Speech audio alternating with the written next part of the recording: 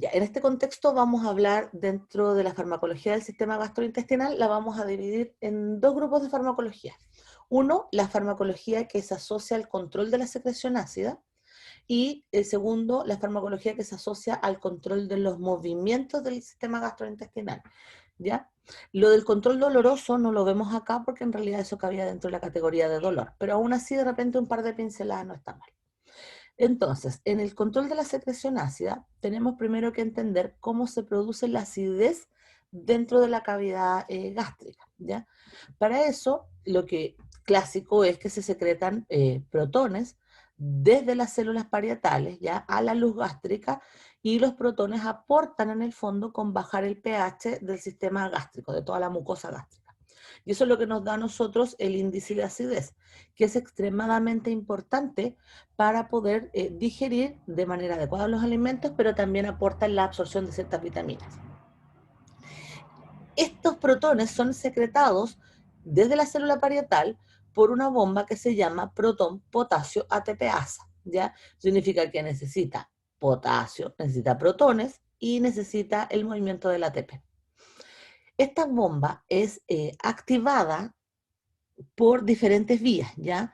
Dentro de las vías de activación más común, nosotros tenemos la vía del muscarínica, ¿ya?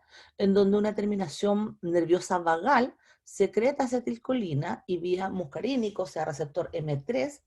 Este estimula la cascada de señalización intracelular y aumenta los niveles de calcio, que a su vez producen una modificación de la membrana, activando la salida de protones. Entonces, cuando nosotros tenemos algún estímulo colinérgico, nosotros aumentamos la acidez gástrica. ¿Cuál es la finalidad de esto? Preparar el estómago, por ejemplo, para una ingesta alimenticia. También tenemos otra vía de activación que se mueve por la misma vía, que es el aumento de calcio intracelular, que es la vía de la gastrina. Nosotros tenemos unas células G en la cara posterior de las células parietales que se encargan de sensar la distensión gástrica y el ingreso de alimentos.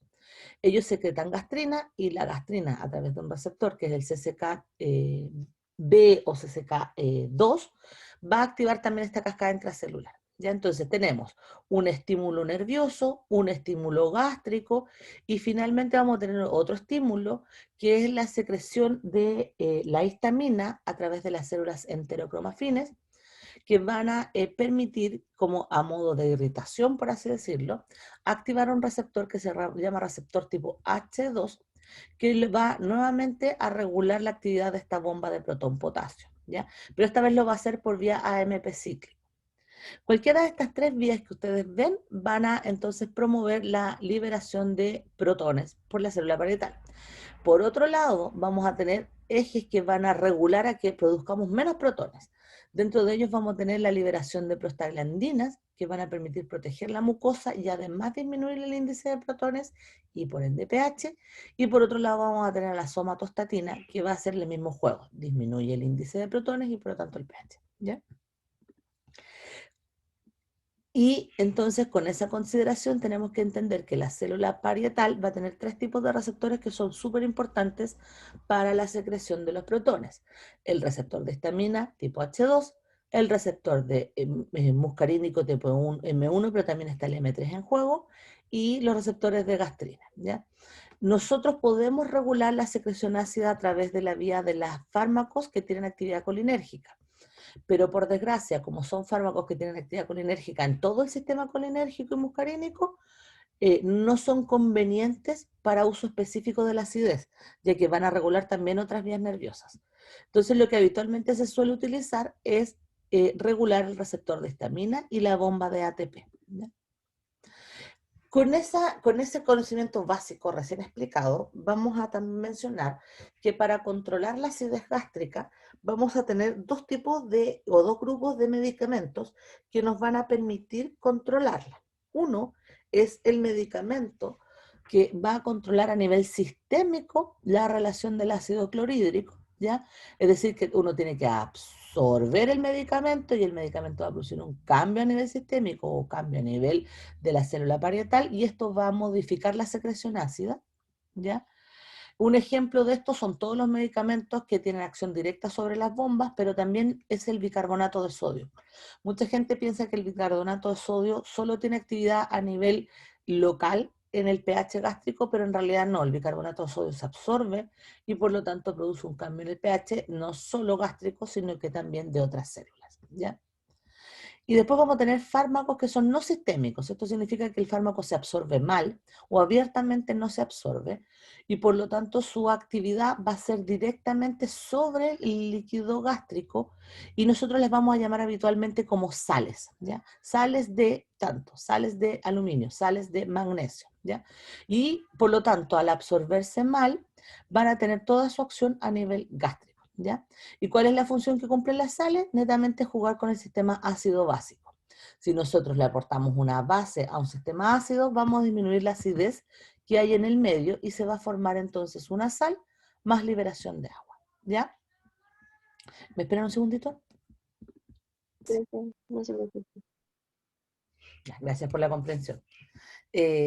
Vamos entonces ahora, perdón, a los tipos de fármacos. Acuérdense que había dos fármacos, los con acción sistémica y los con acción local. ¿Ya? De estos tipos de fármacos vamos a tener, por ejemplo, fármacos que inhiben la secreción ácida de manera asociada a receptor, ¿ya? Tenemos fármacos, por ejemplo, que son antagonistas de la gastrina, es decir, bloquean a la gastrina. Tenemos fármacos con acción local que neutralizan la secreción ácida, los antiácidos. Tenemos fármacos que protegen la mucosa, ¿ya? Y dentro de ellos vamos a tener a los antagonistas histamínicos tipo H2 o antihistamínicos tipo H2 y los inhibidores de la bomba ATP protón-potasio, ¿ya? Tenemos a los anticolinérgicos que les decía yo que por norma general tienden a no utilizarse debido a sus efectos nerviosos, ¿ya? A nivel del sistema nervioso. Tenemos a las sales de bismuto y al sucralfato, que lo que hacen es que parchan o bloquean zonas del sistema gastrointestinal, particularmente del estómago. Tenemos a los análogos de prostaglandinas, como el misoprostol, que lo que hacen es que aumentan la mucosidad gástrica. Y tenemos los fármacos erradicadores de Helicobacter pylori, que lo que hacen es que disminuyen la flora, no la flora, los agentes infecciosos que causan daño a la mucosa, ¿ya? Entonces veamos los mecanismos de acción de este grupo. Primero, hay que tener en consideración que el control de la secreción ácida de nuestros pacientes va a depender en primera instancia de la dieta y de las condiciones que tiene la propia paciente, ¿ya? Por ejemplo, una paciente que consume alcohol o consume cafeína, es muy probable que aumente la acidez gástrica, ¿ya? También aquellas pacientes que son muy nerviosas, se estresan mucho y por lo tanto producen síndromes adrenérgicos, también van a tender a tener más acidez, además de la acidez propia, por ejemplo, de la gestación, ¿ya? También la hipoglicemia, producto de la pérdida de horas alimenticias, por ejemplo, no se quieren alimentar bien en la mañana porque tienen vómitos, o no quieren comer mucho porque se les llena mucho la pancita, o no quieren comer porque no quieren engordar, eso genera también un aumento de la acidez. Pero junto con lo anterior, si consumen medicamentos como los AINES, esto va a generar que se bloquee la vía secretora y aumente aún más la acidez de la paciente, ¿ya? ¿Por qué es importante mencionar esto? Porque en general a nivel obstétrico lo que se recomienda es que la mujer cambie ciertos hábitos antes de medicar, ¿ya? Cuando ya se hace imprescindible la medicación, entonces nosotros entramos en estos medicamentos, ¿ya? Entonces, para comentarles, teníamos los fármacos que eran protectores de la mucosa, ¿cierto? Teníamos los fármacos como fármacos como los activadores de prostaglandina o los inhibidores de bomba de protón potasio. Teníamos fármacos que permitían la producción de moco, ¿ya? Teníamos fármacos que inhibían la secreción, que también está el inhibidor de la bomba de protón potasio, y teníamos fármacos que eliminaban a nivel de la infección a Helicobacter pylori y eso también disminuía la acidez, ¿ya?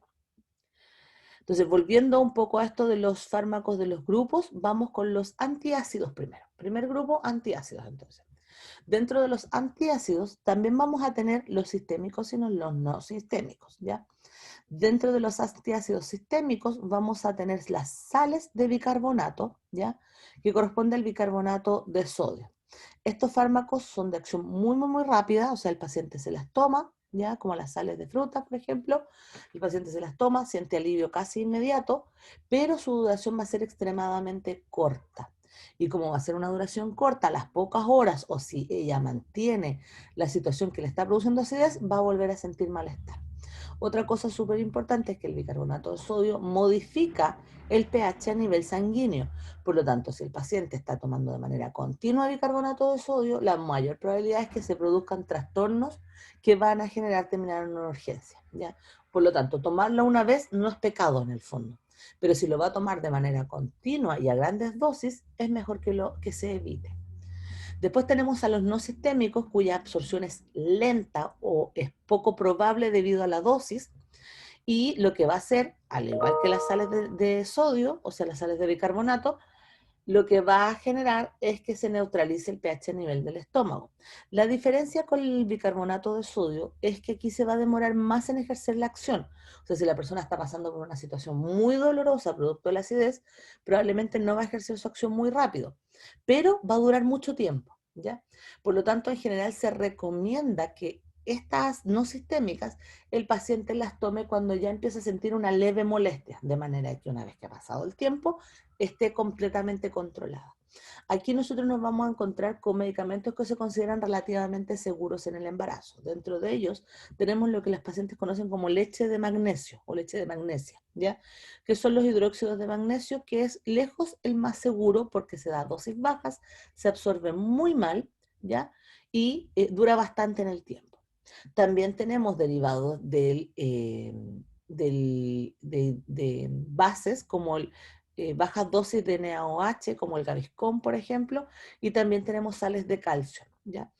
Hay que tener en consideración que todas las sales como tales van a modificar el movimiento gastrointestinal. Por lo tanto, algunas van a producir un cuadro diarreico y otras van a producir cuadros de estreñimiento. Por eso es importante que la paciente tome lo justo y lo necesario, ¿ya? Entonces, como les decía, las no sistémicas no se absorben, ¿ya? Y tienen el efecto a nivel gastrointestinal local, pero también tienen efecto a nivel duodenal modificando el peristaltismo, ¿ya? De lo poco que se absorbe, la mayoría se excreta en la orina, lo mismo que el bicarbonato de sodio. Y en las que duran más, el efecto de duración puede llegar hasta 4 horas, ¿ya? ¿Cuáles son las interacciones de los más utilizados? Primero, que tienen un margen terapéutico muy estrecho, o sea, la paciente se puede tomar, por ejemplo, las sales de magnesio que vienen en líquido o en pastilla. Si la paciente se toma una dosis, no hay ningún problema. Pero si la paciente, y se ha visto, se toma el frasco completo, por ejemplo, las que vienen en líquido, ahí sí vamos a poner problemas de interacción, vamos a tener cuadros, trastornos gastrointestinales dolorosos y, por desgracia, se va a absorber generando trastornos de hipermagnesemia, por ejemplo, o hipercalcemia, ¿ya? Entonces, la idea es que no ocurra eso, sino que se tome de manera moderada.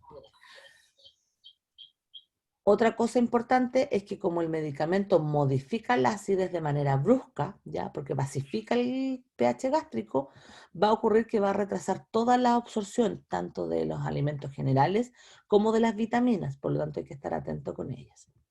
Y en el caso de ser absorbidos, estos medicamentos producen irritabilidad en el paciente, cefalea, debilidad muscular, hipercalcemia, ¿ya? Supresión de la hormona paratiroidea con todo el riesgo que eso ocurre a nivel del desarrollo fetal, retención de fosfatos y aparición de cálculos a nivel renal, ¿ya?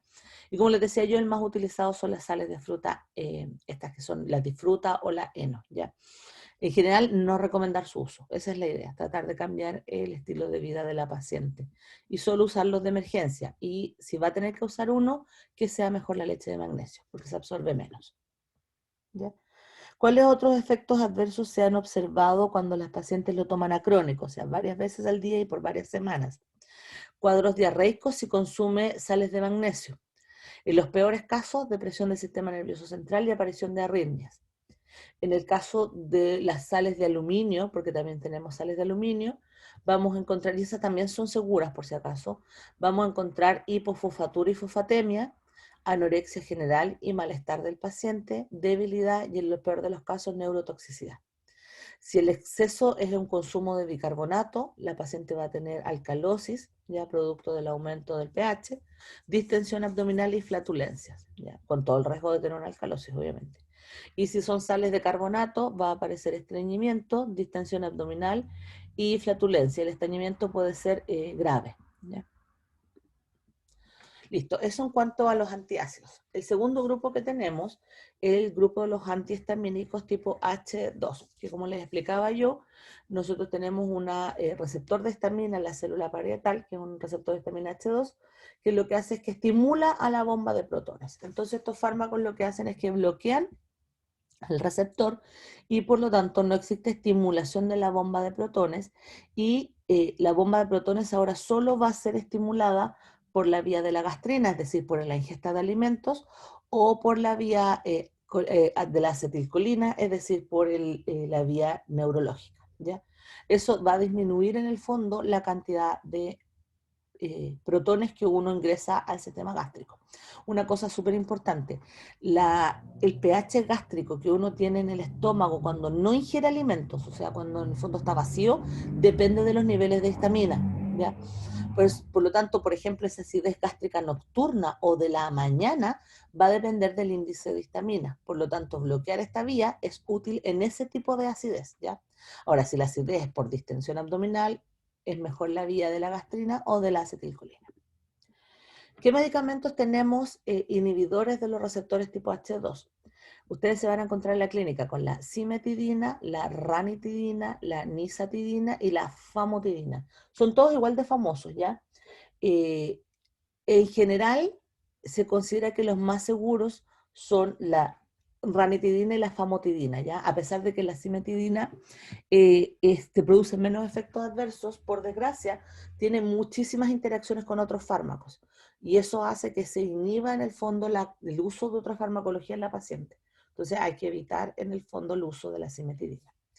Estos fármacos no se utilizan en el primer trimestre del embarazo, producto de su riesgo teratogénico, ¿ya? Y en general, si los vamos a tener que utilizar, lo ideal es que se utilice hacia el tercer trimestre, ojalá que no se utilicen, pero sí hay que utilizarlo hacia el tercer trimestre, ¿ya? ¿Dónde se utilizan ellos? Se utilizan como para el tratamiento del reflujo gastroesofágico, ¿ya? Donde yo estoy con alta seguridad de que el problema es el ácido basal, ¿ya? En general, lo ideal es que el paciente haya pasado primero por los antiácidos y si estos no funcionaron, podemos entrar entonces a los antagonistas tipo H2, ¿ya? Nunca, jamás se debe tomar un antiácido más un antagonista al mismo tiempo, porque si no se va a perder la eficacia del antagonista, ¿ya? Lo otro es que es ideal que la paciente la tome como profiláctico, es decir, que no espere que ocurra la dolencia en el malestar, sino que más bien lo toma antes de las comidas, ya cuando corresponda. Y muy útil utilizarlo en la úlcera péptica que tiene trastornos nocturnos, ¿ya? Lo ideal es antes de acostarse. Lo ideal en general es una vez al día, en la noche, y especialmente las pacientes que ya tienen heridas gastroesofágicas, lo ideal es que se tome por aproximadamente 4 semanas. Si el paciente no tiene heridas gastroesofágicas, no administrar o primero, como les decía yo, pasar por los antiácidos porque son más seguros. Otra cosa súper importante es que en el caso de anteparto, o sea, horas antes del parto, donde yo quiero evitar la acidez asociada a todo este proceso, se recomienda utilizar la ranitidina, ¿ya? De hecho, la ranitidina se da en urgencias muchas veces en los pacientes que sufren de muchísimo reflujo gastroesofágico o que tienen daño en la mucosa, uno puede dar ranitidina anteparto, ¿ya? Y ahí sí que no va a haber ningún problema porque como la paciente después va a tener la cesárea, va a ocurrir un tiempo prudente entre que lacte se va a haber alcanzado a eliminar el medicamento, ¿ya? Así que no hay problema con eso, pero tratar de no administrarlo durante el embarazo, ni menos en el primer trimestre del embarazo. ¿Ya? Esos son los nombres. Disculpen. Sí, tengo una duda. En la diapo anterior, los valores que estaban como al ladito de los fármacos, ¿esos qué significaban? Son las Sí, horas esos. máximas. Ah, sí, disculpa. La primera son las horas máximas de acción, donde tú esperas el C máximo. Ah, ya. Por Gracias. ejemplo, okay. Por ejemplo, la ranitidina, que es la que se da anteparto, uno espera que su acción sea entre 4 a 12 horas aprox, 4 o 10 horas, lo cual te da tiempo suficiente para hacer el parto. Pero, por ejemplo, la cimetidina les da 1 hora a ustedes, no es mucho, ¿ya? Y la famotidina, que es la más larga, no está tan bien, no se conoce también su acción en el embarazo, entonces por eso se evita, no digo que sea malo, digo que no se conoce la información. Y al ladito están las dosis clásicas, por la pastilla en el fondo, la concentración de la pastilla. Eh, Entonces, generalmente uno habla de ya, tengo 4 horas y máximo tengo unas 12 horas para trabajar. Entonces está como bien, ¿ya? A eso se refería los numeritos. Ya. Los medicamentos, bueno, se lo había mencionado, se me olvidó mencionarles este que es el último, es la roxatidina, pero acuérdense ustedes que medicamentos muy nuevos, desconocidos, no sabemos cuál va a ser su efecto sobre el feto y por lo tanto mejor no administrar, ¿cierto? Ahora, otra cosa súper interesante, estos fármacos en general no son de primera línea para el tratamiento de la acidez, ya el que vamos a ver de primera línea es el que viene ahora. Eh, pero tienen utilidad, como les decía yo, en la úlcera péptica, en la gastroesofagitis, pero cuando hay daño a la mucosa y me fallaron los otros sistemas, si no, no los voy a utilizar. Otra cosa importante es que se metabolizan a nivel hepático y hay que tener muy clara cuáles van a ser las interacciones con otros medicamentos y los fármacos requieren de filtración renal, así que no tienen que tener ojo también cómo está la función renal de la paciente. ¿Ya? Estos fármacos, y esta grafiquita que está acá abajo, es que para mencionarles que no puede ser consumido con alcohol, ¿ya? Porque disminuye el contenido del fármaco asistémico. Entonces, bueno, yo sé que no, nadie debe consumir alcohol menos en el embarazo, pero aún así, cuando si hay embarazo, o sea, si hay consumo de etanol, el uso de estos fármacos pierde funcionalidad y por lo tanto no tiene mucho sentido su administración, ¿ya? ¿Cómo se administra? Lo que les decía yo, de preferencia al acostarse cuando la situación es por eh, eh, dispepsia nocturna, ya que es lo más común. En el caso de la ranitidina, que es el más utilizado en la clínica para ustedes, se puede usar hasta 300 miligramos y esto corresponde a 150 miligramos cada 12 horas. Ese es el máximo que uno puede utilizar, ¿ya? Y ahí ustedes tienen cuánto se puede utilizar para goteo continuo en las pacientes que sufren de muchísimas dispepsias o hay riesgo de ruptura de la mucosa y por lo tanto ustedes tienen que evitar el sangrado. No, a la mayoría de los pacientes uno no les administra ranitidina, pero si el paciente ya viene con disrupción de la mucosa, el hecho del parto como tal puede aumentar la probabilidad de sangrado gastrointestinal. Entonces hay que tratar de evitarlo y para eso se administra la ranitidina como alternativa, ¿ya? ¿Cuáles son los efectos adversos del uso de estos fármacos? Bueno, como alteran el pH gástrico, van a producir diarrea, estreñimiento, fatiga y dolor muscular, que tiene que ver con la absorción en el fondo. Otra cosa importante es que los pacientes se acostumbran a un pH alto, entonces cuando uno les quita el medicamento, lo primero que ocurre es una hipersecreción de rebote y una acidez espantosa, ¿ya? Entonces estos medicamentos además, si se van a usar a crónico, no se deben suspender de manera abrupta, ¿ya? También se ha visto que en el uso crónico ya exacerbado, o sea, meses de tratamiento, aparecen trastornos endocrinos tipo ginecomastia, galactorrea, impotencia sexual, etcétera, ¿ya? Pero es raro porque estos medicamentos nunca se dejan por más de un mes y en el peor de los casos por más de 3 meses para evitar la aparición de estos efectos, ¿ya? Bradicardia, hipotensión, alucinación en el peor de los casos, etcétera, ¿ya? Vamos ahora sí, al más utilizado, sí o sí en la clínica los inhibidores de la bomba de protón-potasio, ¿ya? ATPasa.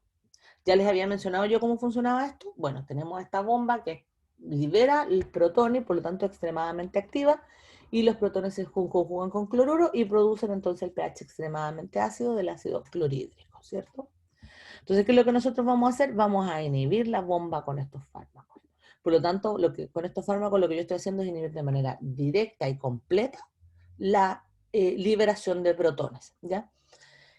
Estas familias son las familias de los prazoles. Tenemos el omeprazol, el esomeprazol, el lansoprazol, el pantoprazol, el rabeprazol y hay muchos más. Pero los más conocidos en la clínica son los que ustedes ven al frente.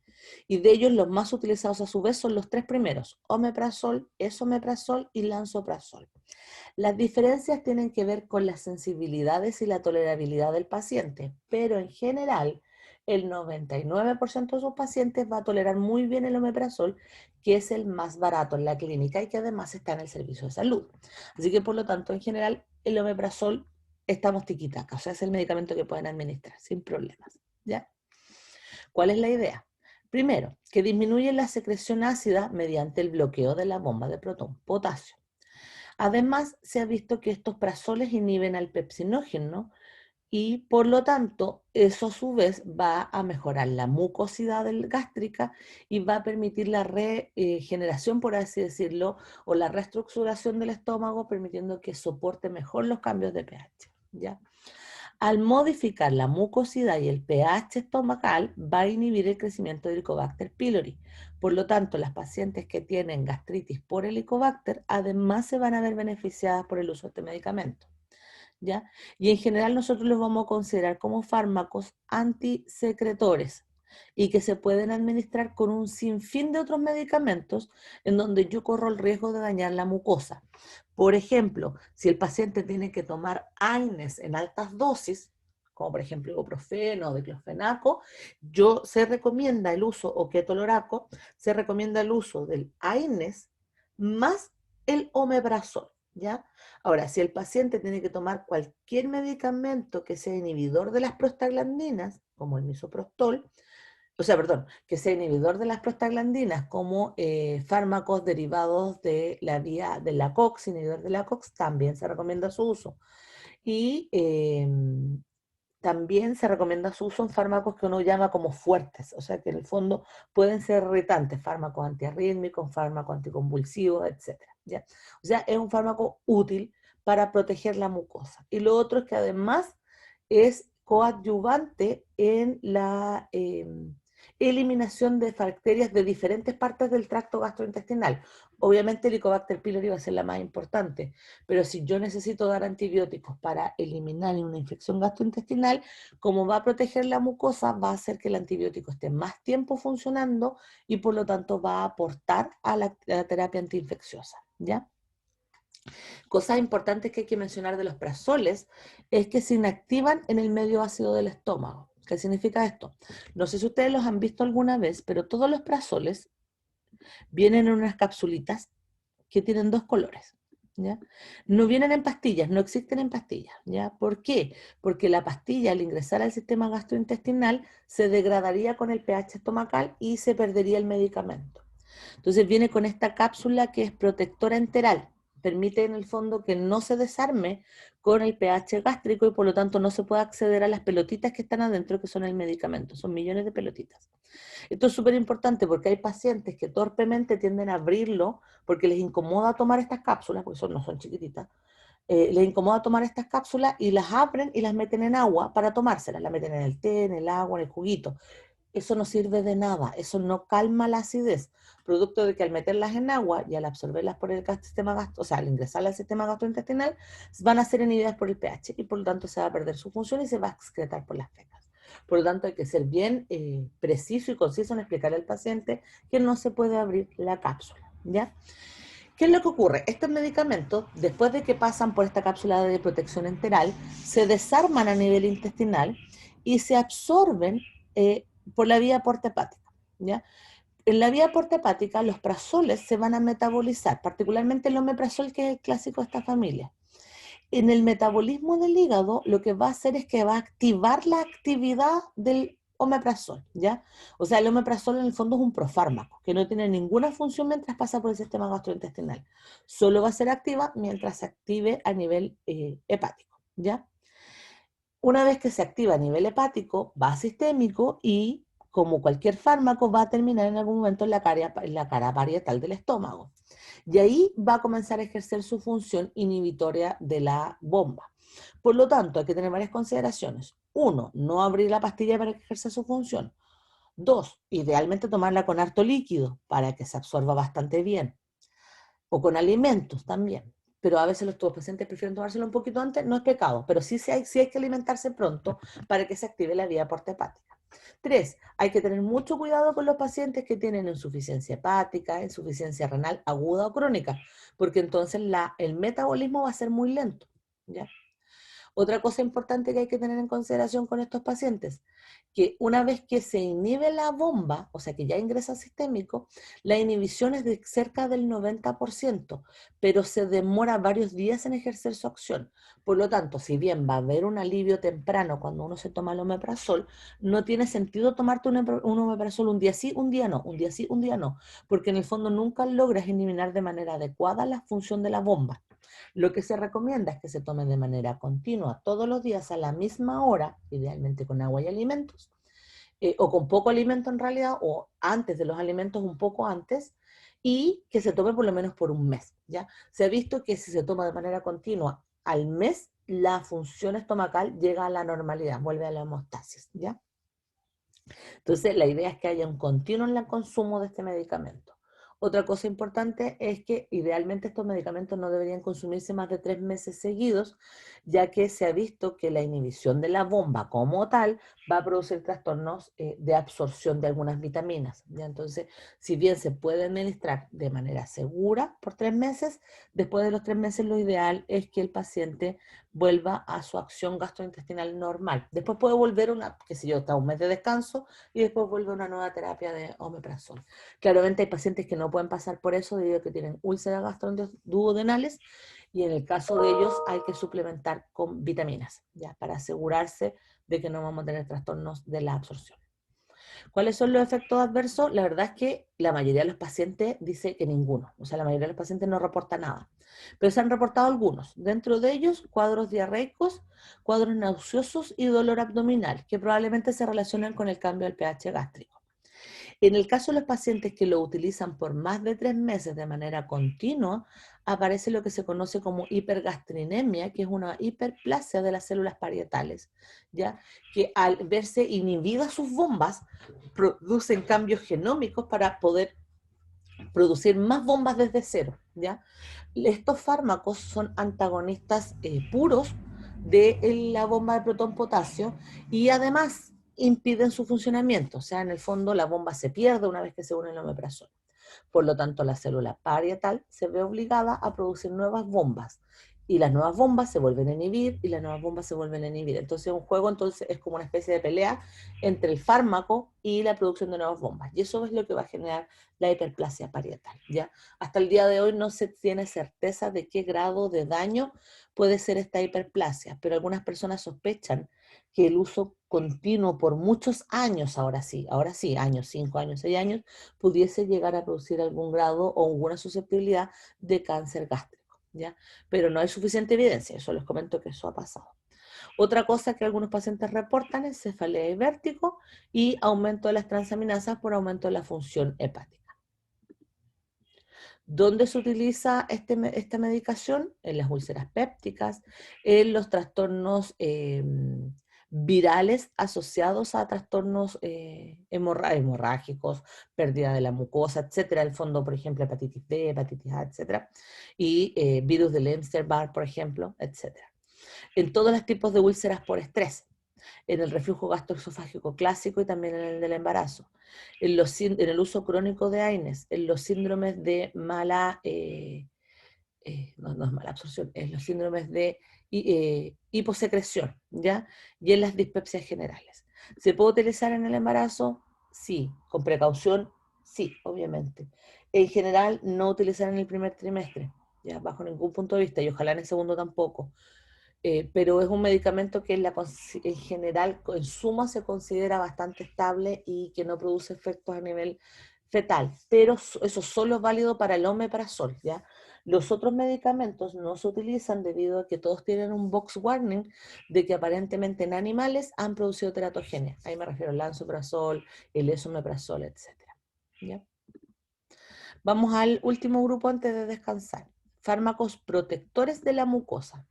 Estos fármacos, así como el omeprazol también protege la mucosa, estos fármacos no tienen acción sobre la célula parietal de manera directa, sino que lo que hacen es que protegen solo la mucosidad, nada más, no tienen que ver con el pH en el fondo.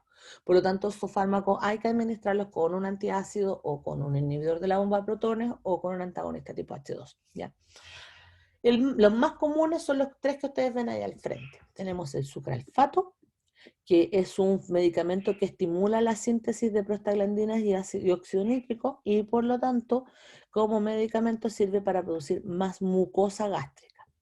Tenemos los análogos de prostaglandinas, como el misoprostol, que aumenta a nivel de toda la celularidad gástrica la producción de mucosa, y tenemos las sales de bismuto, que lo que hacen es que forman una especie de placa, coágulo, como una masita en el fondo, y se va a quelar las zonas que están dañadas, ya tiende a unirse a las zonas sin mucosa, ya con las zonas de mucosa hacen que se caiga, pero si no hay mucosa, las sales de bismuto se pegan ahí y forman una especie de plaquita, y esa plaquita protege a las células de la acidez, ¿ya?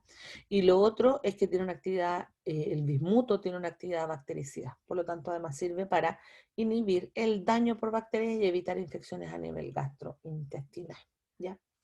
De estos, el más utilizado por los pacientes o por las pacientes, en el caso de ustedes, es el sucralfato, ¿ya? Y que en el fondo va a producir una protección física, por así decirlo, una barrera física del daño en la mucosa. Estos medicamentos se usan cuando el paciente abiertamente ya tiene daño, o sea, ha tenido hemorragias, ha tenido úlceras, ha tenido en el fondo heridas abiertas, irritaciones notorias, la endoscopía, etc. No se puede utilizar el misoprostol porque el misoprostol es abortivo, ¿ya? Y las sales de bismuto, el bismuto como tal, produce cambios también en el organismo y por lo tanto tampoco se recomienda su uso, ¿ya? ¿Cuáles son las farmacocinéticas general de la familia? Esperemos, uy, esperemos un segundito, ahí sí.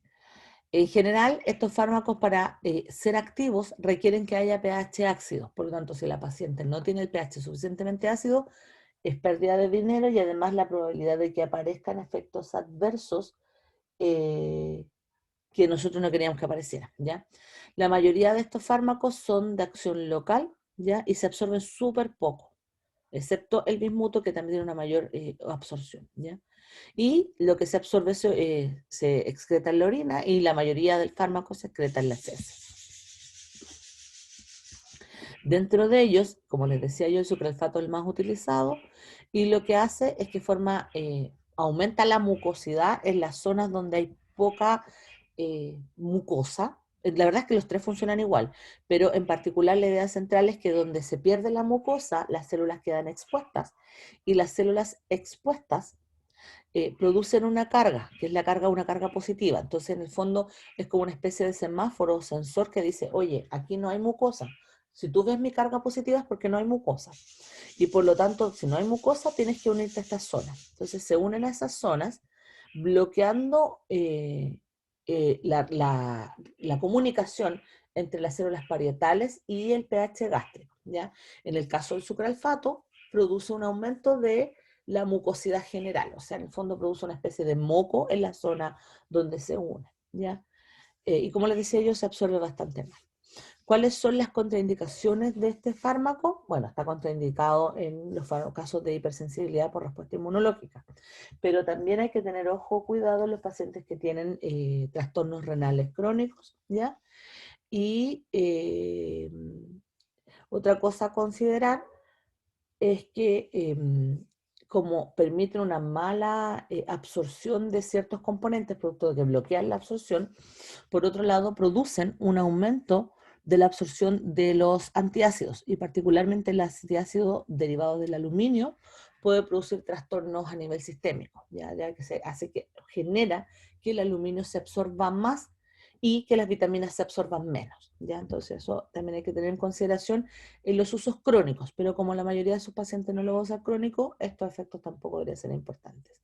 Ahí está la idea un poco, y abajo está el monito, que yo quería explicarles. Cuando uno tiene una capita de mucosa, la capa de mucosa bloquea las células y por lo tanto no hay comunicación entre el pH que está acá arriba y las células parietales. Cuando se pierde la mucosidad, las células quedan expuestas, queda una herida, ¿ya? Entonces, donde está esta herida, estas células tienen cargas positivas y lo que hace el sucralfato entonces se pega en ese sector y emula y promueve la producción de mucosa. Después tenemos a los análogos de las prostaglandinas, que les decía yo, el misoprostol, que es abortivo, pero igual tienen que conocerlo. La misoprostol también necesita un medio ambiente ácido, ¿ya? Y lo que hace es que estimula a la producción de prostaglandinas de todas las células de la pared gástrica, y eso genera que el aumento de prostaglandina aumente la producción de mucosa general dentro del sistema gástrico, pero también aumenta el flujo sanguíneo, ¿ya? Por lo tanto, hay que tener ojo con los pacientes que tienen úlceras activas. Si la úlcera está cerrada, no hay problema, ¿ya? Donde se indica en úlceras duodenales, que están así como las ven ustedes, que están en el fondo con sistema cicatrizal. La aparición de úlceras por AINES, de hecho se recomienda que los pacientes que no toleran el esomeprazol o el omeprazol, se les dé misoprostol de apoyo para evitar la ulceración por AINES. Pacientes con hiperacidez sensibles a omeprazol, y cuando se requiere inducir un parto de urgencia, por ejemplo, cuando hay un mortina, o sea, un óbito fetal, ¿ya? No se puede administrar en el embarazo. Y después tenemos a las sales de bismuto, que la gente conoce habitualmente como Pepto-Bismol, eh, que es una especie de gel, por así decirlo, es como un líquido espeso que contiene salicilato de bismuto y hace lo mismo que el sucralfato, se une, se pega en la zona sin mucosa, pero la diferencia es que aquí forma un parche de bismuto que permite proteger como antibacteriano de que no se produzcan infecciones en la herida, y además al proteger las células no se siguen irritando por el pH ácido, ¿ya? En el fondo alivia de manera temporal, mediante taponamiento de la herida, las molestias asociadas a las ulceraciones, ¿ya? Entonces, en general, los efectos adversos de este medicamento se hacen referencia al hecho de formar un tapón, ¿ya? O sea, produce diarrea, indigestión, y otros trastornos que el paciente ya tiene. O sea, el paciente ya tenía diarrea, ya tenía indigestión, pero además el paciente tenía dolor gastrointestinal, dolor gástrico, ¿ya? Entonces, en el fondo, el medicamento va a tratar el dolor, va a tratar las molestias por la acidez, pero aún así puede promover los trastornos gastrointestinales igual, ¿ya? ¿Cuáles son los efectos adversos del uso del Pepto-Bismol? El más común es el estreñimiento por sobreuso, ¿ya? Aunque se ha visto que puede producir insuficiencia renal aguda, rara vez, pero puede ocurrir. Eso es porque se absorbe el bismuto. Y lo otro es que el bismuto tiene un color negro. Por lo tanto, el uso del bismuto va a producir que las heces se vuelvan de color negro y la lengua del paciente también, ¿ya? Eso, chicos, en relación a la acidez. Ya. Continuando con la medicación para el control de las patologías gastrointestinales, vamos a pasar ahora a los antiespasmódicos, ¿ya? Que tenemos nosotros para trabajar con los dolores gastrointestinales, los cólicos, etcétera, ¿ya?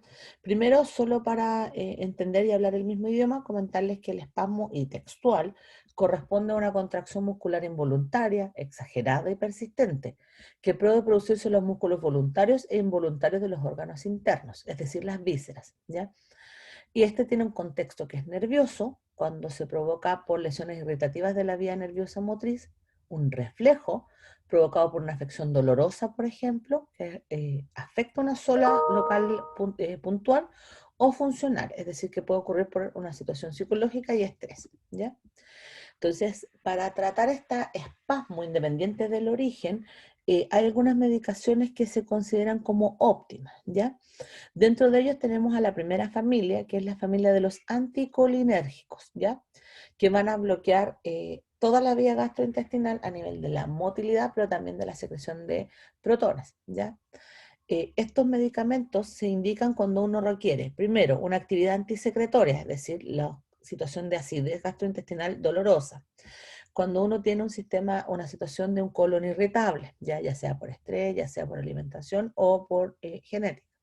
Y cuando hay espasmos asociados a situación colónica o a nivel de la vejiga, ¿ya?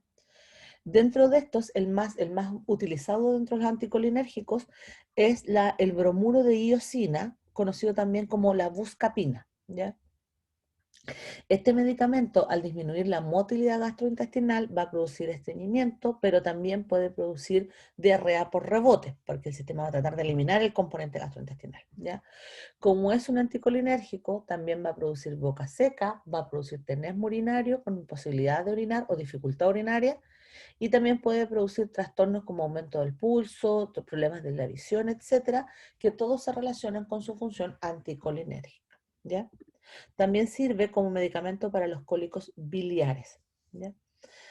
Dentro también de la familia de los anticolinérgicos nos vamos a topar con la pargeverina, que probablemente ustedes la conocen como Viadil, ¿ya? Pero se llama pargeverina, ese es su nombre oficial, ¿ya? Y que se utiliza para casi todo en la clínica, ¿ya? Cada vez que el paciente llega con algún dolor gástrico, independiente del origen, lo primero que uno le hace, le pone Viadil, ¿ya? Es como el paracetamol a los dolores osteomusculares, el Viadil es a los gástricos, ¿ya? Pero el nombre, acuérdense que el nombre oficial es pargeverina y también proviene de la familia de los anticolinérgicos. ¿Dónde se tiende a utilizar este fármaco? Se tiende a utilizar cuando tenemos dolor, por ejemplo, al orinar, ¿ya? Producto de o sea, producto del chorro de orina o en su defecto porque cuesta orinar, ya se utiliza para el tenesmo. A pesar de que por rebote produce tenesmo también, ojo con eso. También se utilizan para los cuadros de dismenorrea, ya que disminuye la motilidad uterina, ¿ya? Y se ha visto que es más efectivo que los AINES. Para el cólico hepático, para todos los espasmos a nivel del esfínter de Oddi, para todas las colitis espasmódicas y en realidad para el tratamiento sintomático de cualquier de cualquier problema que produzca vómitos o náuseas a nivel gastrointestinal. Vamos a mencionar que es el más seguro y el más potente dentro de la familia que tenemos, ¿ya? En general su uso es musculotrópico y por lo tanto no va a tener actividad colinérgica en ningún otro sistema, ¿ya? Y eso va a evitar en el fondo que tenga muchos efectos adversos. ¿Cuáles son sus efectos adversos más comunes? Insisto que son irrelevantes, la mayoría de los pacientes no los reporta, pero puede producir cefaleas y pirosis, ¿ya? Cuando se administra intravenosa en lo rápido, hay pacientes que han reportado colapso y quemazón en la zona de la inyección, y esto se evita en el fondo al tratar de administrar de manera más lenta, ya por goteo asociado a suero, etc. O si va a ser traspasado vía jeringa, que sea una situación lenta de ingreso. En el caso de los pacientes que tienen obstrucción intestinal, no se puede administrar debido a que va a impedir o va a generar mayor trastornos intestinales con mayor obstrucción, ¿ya? En el caso, antes de pasar al siguiente fármaco, mencionarles que el Viadil no es seguro antes de los 5 primeros meses, ya no se debe administrar en el primer trimestre y idealmente tampoco en el segundo. Pero se ha visto que es bastante seguro a nivel del tercer trimestre y por lo tanto se puede utilizar para todos los trastornos trastornos tanto de cólico urinario como cólico gastrointestinal en la paciente, ¿ya? Después tenemos a los fármacos derivados de opioides, ¿ya? Como a la papaverina. Tenemos otros más que vamos a ver más adelante, pero estos estamos hablando de los que tienen acción antiespasmódica. La papaverina, ustedes probablemente la van a conocer en la clínica como Dolospan, porque ese es su nombre más común. Y este medicamento lo que hace es que a nivel del sistema opioide produce relajación de los grandes músculos viscerales, ya también es musculotrópico, y también produce relajación de los vasos sanguíneos, ya.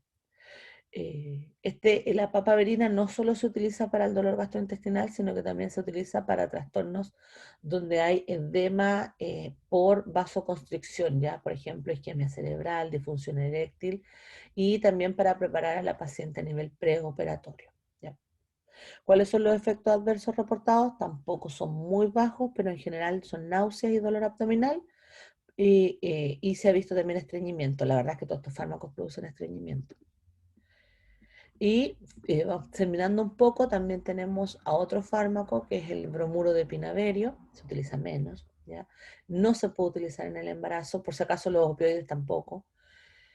Este fármaco lo que hace es que inhibe los canales de calcio tipo L, produciendo una disminución de la contracción visceral y eso va a producir una distensión abdominal, disminuyendo entonces el espasmo contráctil, tanto biliar como gastrointestinal, promoviendo el vaciado gástrico, como que en el fondo inhibe el peristaltismo, por así decirlo, y eso genera que el sistema esté en tono, y eso genera un aumento del vaciado gástrico y también permite regular el tránsito gastrointestinal, ¿ya?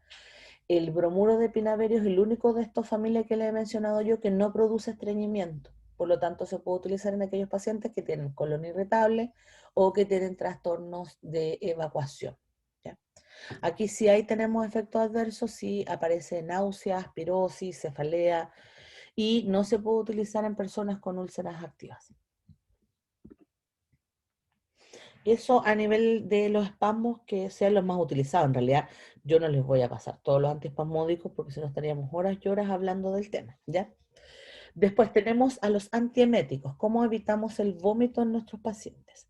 Nuevamente, tenemos una familia gigantesca de fármacos antieméticos, pero la mayoría de ellos ustedes no los van a ver de manera habitual en la clínica. Por lo tanto, no tienen que preocuparse por ellos, ¿ya? Pero vamos a encontrar familias como ustedes ven ahí al frente, como serotoninérgicos, dopaminérgicos, antagonistas muscarínicos, etcétera, ¿ya? Ahora, pensando en la antiemesis, tenemos que reconocer que hay dos tipos de respuesta antiemética. Uno es a nivel de la respuesta de la mucosa y otro a nivel muscular, ¿ya? Que es como que promueve el vómito.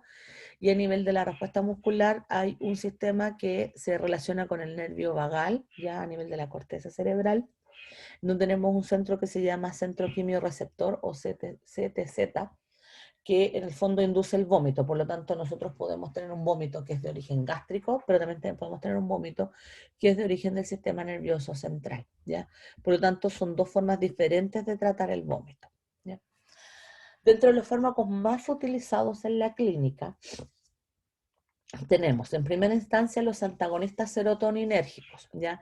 Estos en general tratan el vómito por irritación de la zona quimiorreceptora, pero también de la zona gastrointestinal, ¿ya? En el fondo inhiben el vómito explosivo, esa es la idea central. Entonces, cuando nosotros sentimos un olor muy desagradable, eso produce irritación de la zona quimiorreceptora y eso hace que nosotros vomitemos, ¿ya? Pero a su vez eso produce una irritación gastrointestinal y promueve más vómito aún, ¿ya? Entonces, esta familia de serotoninérgicos inhiben el vómito gastrointestinal, pero también de la zona quimiorreceptora y a nivel vulvar. ¿Qué fármacos tenemos aquí? El odacentrón, el dolacentrón, el granicetrón y el palonocetrón. En general, estos fármacos se utilizan para vómitos explosivos graves, ya ahí es donde se utilizan mayoritariamente. De hecho, la familia completa, pero particularmente el odancentrón, se utiliza para los vómitos asociados a la quimioterapia. Y ahí se ha visto que es muy eficiente su utilización durante los 7 primeros días post quimioterapia, ¿ya? En general, dado que el paciente se siente tan mal producto de la activación de la zona quimiorreceptora, los RAM reportados son bajos, pero los más observados es diarrea, o sea, sí, pues diarrea, perdón, diarrea o estreñimiento por cambios en la motilidad gástrica, cefalea y vértigo, ¿ya? Así que poco común, pero para que los conozcan. Después tenemos a los antagonistas dopaminérgicos. Nosotros ya vimos a los dopaminérgicos en clase anteriormente. Pero a grosso modo la idea central es que inhiben la descarga de dopamina a nivel del gatillo, de la zona gatillo, y por lo tanto todos los movimientos relacionados con la zona vulvar se ven inhibidos, ¿ya? Dentro de estos, dentro de ellos vamos a encontrar inhibición también del sistema vertiginoso y del sistema nauseoso. Por lo tanto, disminuyen los vértigos, las náuseas y los vómitos, ¿ya? Dentro de ellos, los más utilizados son la metoclopramida, que tiene acción a nivel central y periférico, y la domperidona, ¿ya? Ambos están limitados de su uso en el embarazo, producto de que inhiben la respuesta dopaminérgica también del feto. ¿Para qué se usan? Para mejorar el vaciado gástrico, para disminuir, obviamente, el náusea, los vómitos y las vértigos, ¿ya? Y se utilizan muchísimo en tratamientos postquirúrgicos, particularmente la metoclopramida, para mejorar la motilidad gastrointestinal, mejorar el vaciado gastrointestinal y además disminuir las náuseas postquirúrgicas. De hecho, en los pospartos con cesárea se tiende a utilizar la metoclopramida, pero posparto, no anteparto, ¿ya? ¿Cuáles son los efectos adversos? Los mismos que para los bloqueantes dopaminérgicos, ¿ya? Pueden producir temblores, crisis hipertensivas, pueden producir somnolencia, pueden producir ginecomastia, pueden producir trastornos cardiovasculares, etcétera, ¿ya? Después, también, bueno, perdón, siguiendo con la metoclopramida, se ha visto que en la hiperemesis gravídica, o sea, cuando la persona corre riesgo de deshidratación producto del cuadro emético en el embarazo, se ha visto que la metoclopramida puede ser un fármaco de apoyo, ¿ya? Porque disminuye en el fondo el vómito y las náuseas en la paciente, pero además permite inhibir la relajación del píloro, ya que las pacientes con hiperemesis gravídica tienen el píloro demasiado relajado, demasiado laxo, por así decirlo, y cualquier estímulo externo produce la sensación de vómito. Entonces, al contraer el píloro, que es lo que hace la metoclopramida, la paciente, aunque tenga la sensación de náusea, va a disminuir la probabilidad de vómito, ¿ya? Pero aquí estamos hablando en casos graves, o sea, en casos donde efectivamente hay un riesgo de deshidratación y de pérdida de minerales en la paciente, ¿ya? ¿Dónde se utiliza? Para el reflujo gastroesofágico, ¿ya? Para las dispepsias y cuando yo quiero retardar el vaciamiento gástrico, además para el vómito, como les decía yo, en hiperemesia gravídica. Tenemos otros anticolinérgicos, insisto, hay muchísimos, ¿ya? Pero estos casi no se utilizan en la clínica de manera diaria, pero hay algunos que sí son interesantes de comentarles, porque son anticolinérgicos antihistamínicos, ¿ya? Como el dimenindrinato y la dimendramina, que se utilizan para inhibir los vómitos por mareos cinetóxicos, es decir, que están relacionados con el mareo por movimiento brusco, ya como cuando las pacientes se paran bruscamente de la cama y pum, vomitan inmediatamente. ¿Ya? Entonces, en esos casos son útiles. Pero ojo que son solo estos dos, dimenindrinato y dimenindramina. También tenemos a la escopolamina, que es un anticolinérgico potente, pero es teratogénico. ¿Ya? Dentro de ellos, el más utilizado en la clínica en las embarazadas con síndrome nauseoso, ya que este bien común, es el uso del dimenindrinato, ya que se utiliza como antiemético, antivertiginoso y para el tratamiento del síndrome de Meniere, que son las pacientes que tienen, o pacientes generales, que tienen vómitos por cambios de posición, ya cualquier cambio de posición les produce náuseas inmediatas, ya. El más utilizado es Mariamín, si no, no mucho lo que hay que explicar, ya. Y finalmente, para terminar la clase, tenemos que hablar de cómo controlo la diarrea y cómo mejoro el estreñimiento. La verdad es que son pocos los medicamentos, o sea, hay hartos medicamentos, pero son pocos los que se pueden utilizar ya de manera abierta. Y dentro de ellos, para mejorar o disminuir el cuadro diarreico, que no sea el uso antiinfeccioso, que los vamos a ver después con antibióticos, lo que se puede usar son moduladores de microbiota, ¿ya? Un ejemplo clásico de modulador de microbiota es la administración, perdón, de lactobacillus, ¿ya? Hay diferentes formulaciones, no les voy a pasar todas porque también es un universo paralelo, pero la idea central es que uno administra a la paciente el lactobacillus y la finalidad del lactobacillus es que reemplace a la flora que está siendo infecciosa, mejorando la absorción de nutrientes y también la absorción de agua. Y al mejorar la absorción de agua, eso va a generar que se detenga la diarrea, ¿ya? Ahora, si la situación es más grave, en el fondo la diarrea está amenazando con producir deshidratación de la paciente y además un cuadro diarreico doloroso, se puede utilizar opioides como la loperamida, que además de controlar el cuadro diarreico, ya que produce estreñimiento potente, como es un opioide, va a disminuir el cuadro doloroso, ¿ya? ¿Qué es lo que hace la loperamida? Disminuye la actividad muscular tanto circular como longitudinal y por lo tanto disminuye el tránsito gástrico, bloquea la diarrea. Mejora el tiempo de contacto de los alimentos con la mucosa, mejorando la absorción de nutrientes y agua. Reduce la secreción de mucosa y por lo tanto hay menos moco disponible para que el cuadro diarreico continúe. Y mejora la absorción de agua y sales rehidratando al paciente, ¿ya? ¿Qué es lo único que hay que tener cuidado con la loperamida? en general tratar de no utilizar en embarazadas. Si en embarazadas se utilizan lactobacillus, y considerar que si el paciente la toma de manera habitual va a producir un cuadro de estreñimiento grave que hay que tratar, ¿ya?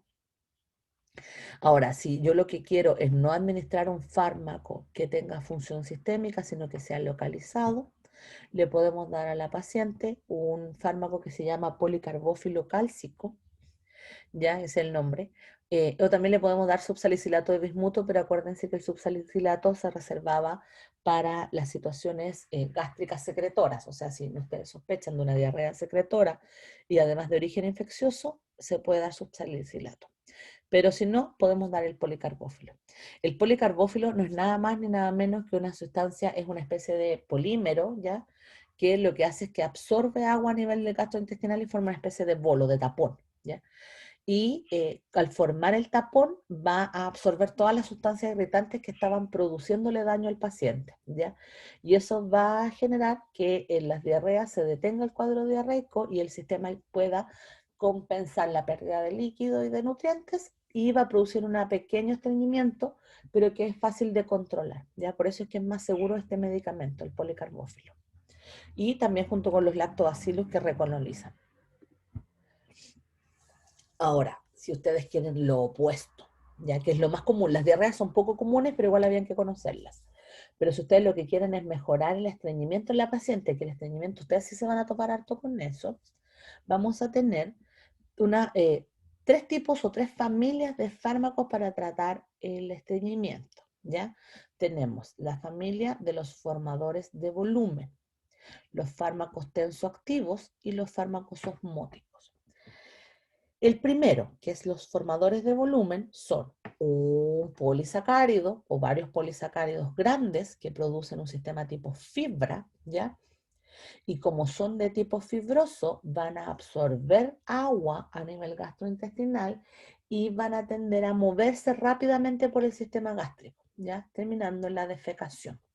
Los más utilizados son el mismo el plántago, ¿ya? Y el mismo policarbófilo cálcico que, como se utiliza para las diarreas, sirve para controlar la humectación que hay dentro del cuadro intestinal, ¿ya? Importante, el grupo de los formadores de volumen es el más seguro en el embarazo, ya como el plántago. Aquí en esta misma familia de los formadores de volumen, nosotros nos vamos a encontrar con lo que la gente conoce como fibras, ¿ya? Cuando uno le dice al paciente consuma más fibras, hace referencia a esto, a los formadores de volumen, ¿ya? Lo que pasa es que idealmente nosotros le vamos a pedir a la paciente que consuma fibras a nivel dietario, más chía, más linaza, más avena, etcétera. Pero si la paciente por razones nutricionales no lo va a consumir, entonces uno puede darle diferentes tipos de fibras alimentarias, como peptina, lignina, no sé. Hay formadores de fibra que venden en las farmacias que viene una mezcla de linaza, por ejemplo, etcétera, ¿ya? Pero si no, también tenemos, como les decía yo, el plántago y el policarbófilo cálcico, son los más seguros. Después tenemos a los fármacos tensoactivos, cuya finalidad es cambiar, en el fondo es tomar agua del sistema gastrointestinal y llevarla hacia el intestino, o sea, tomar agua de la mucosa y llevarla hacia el intestino, y el aumento del líquido que hay en el intestino va a promover la defecación, ¿ya? Y también a su vez van a producir mayor mucosa, y la mucosa va a permitir que se mueva el componente fecal hacia abajo del intestino, o sea, va a mejorar el movimiento del bolo, ¿ya? Dentro de ellos los más utilizados son el docusato sódico y el docusato cálcico. En general no se utiliza mucho en los pacientes, en las embarazadas, producto de que como producen una deshidratación gastrointestinal, pudiesen producir algunos trastornos o cambios nutricionales y de hidratación de la paciente. Pero tampoco es que sean inseguros, es que es preferible no usarlos solamente, ¿ya? Y después tenemos los osmóticos, que los osmóticos literalmente retiran toda el agua del sistema gastrointestinal y eso genera un cuadro diarreico potente, ¿ya? Dentro de los osmóticos, el más utilizado en la clínica son la lactulosa, el polietilenglicol 4000 y el fosfato sódico, ¿ya? El más seguro de estos es el PEG para el embarazo, ya que se ha visto que no tiene grandes efectos adversos.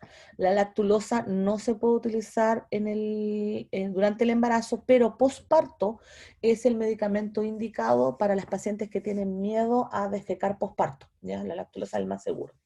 Y el fosfato sódico no se puede administrar en el embarazo porque produce hiperfosfatemia. ¿Ya?